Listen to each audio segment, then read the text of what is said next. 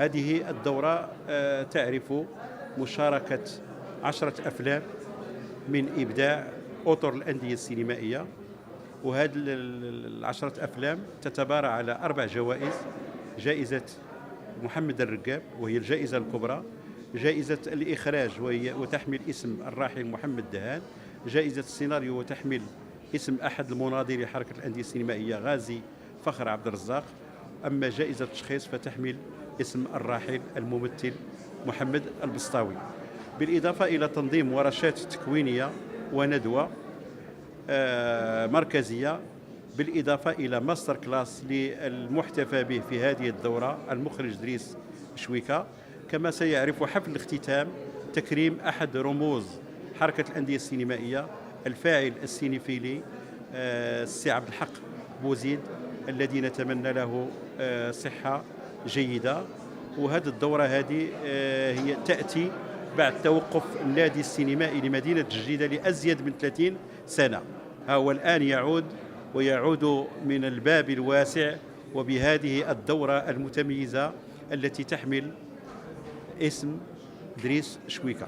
هي مناسبة كانت لتكريم أحد الأعمدة السينمائية المخرج دريس شويكة، الذي يعتبر بالفعل أحد مؤسسي يعني جمعية جواسم، ولكنه أيضا الكتابة السينمائية في المغربية وأيضا الإخراج المغربي، وفيما يتعلق حتى في التدبير ديال يعني المنافسات من خلال تأطير العديد من المهرجانات الأساسية مثل مهرجان خريبكا.